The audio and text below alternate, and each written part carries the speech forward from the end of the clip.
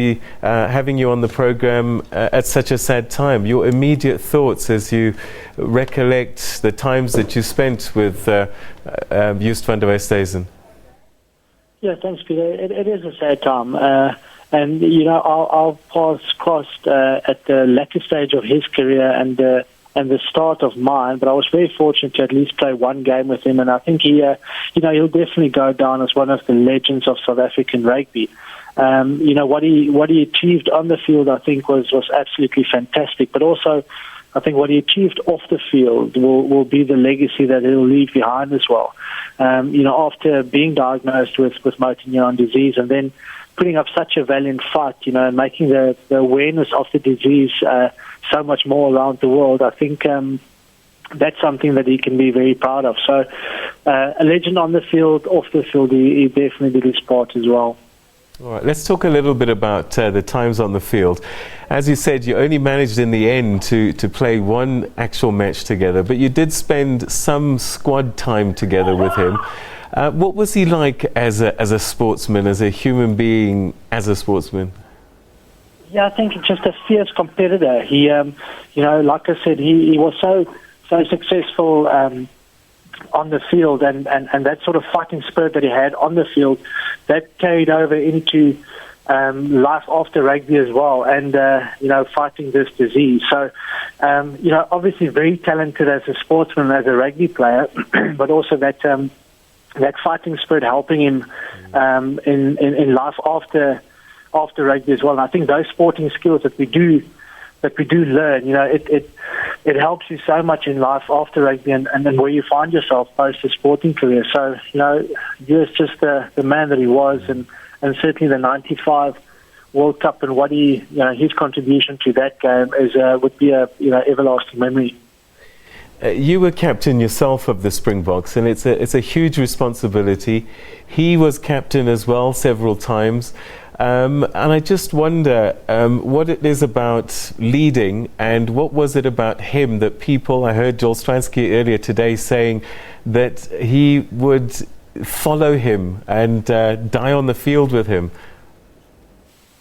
Yeah, he's. I think that was his character. You know, when you stepped onto and I mean, I'm by no means, you know, the guy that knew him the best, but I mean, following his career, watching his career, and then being able to play with him and against him, I think that's the thing that attracted you to him, because of his fighting spirit and sort of that competitiveness that he had.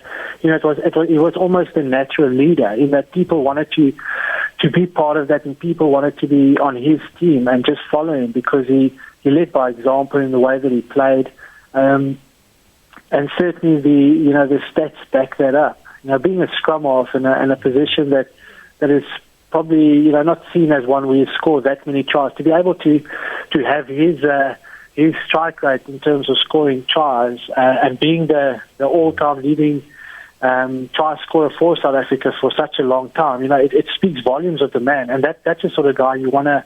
You know, you want to die for on the field, and you want him to be on your side. So through deeds, I think he led by example, and certainly people wanted to be part of that.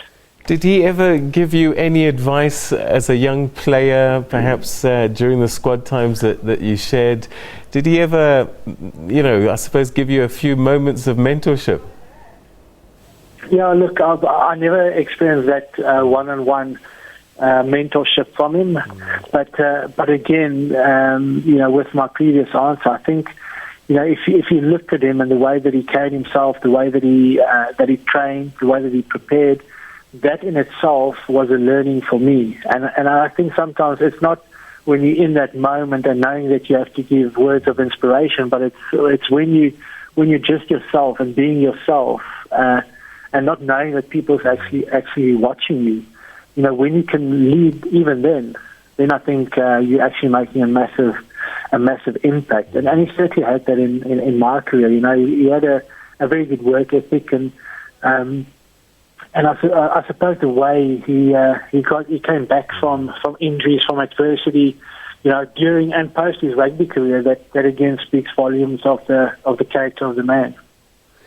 And I know you've travelled the world with the sport, and I just wonder, in the countries and the places that you've visited, his name must come up quite a bit with fans remembering the great players.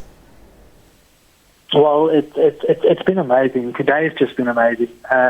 In that, a lot of people struggle with the pronunciation of the name and the surname, but they certainly know the face and the man. And so today already, I've had 3 or 4 interviews with UK-based newspapers and with BBC and all that. As soon as the news broke, they were right on top of it, and they said, it is moments like these that sort of brings the rugby community closer together as well. And they said, well, there will be a lot of South Africans, having maybe raising a glass tonight on a fantastic life. And I think it stretches far further than that.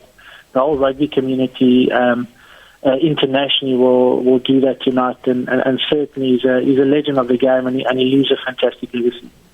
Jean, how was he spoken about among in the local rugby fraternity? Because there were scandals a lot about his character. He did lie when he was caught, and then later confessed to that.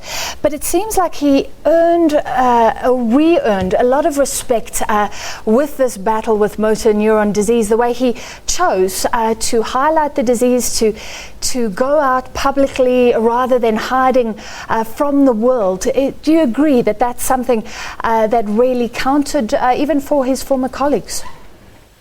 Yeah, make no mistake. By no means was he perfect. He made mistakes along the way, and we all do. We make mistakes, and I think it's how we handle those mistakes. And he certainly, I think, went about it the right way.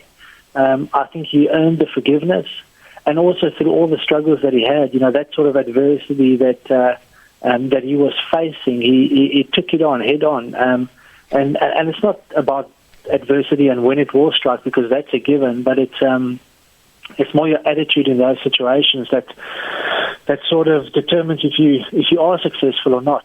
And I think that's where the legacy lies. With not when it was going well and when he was.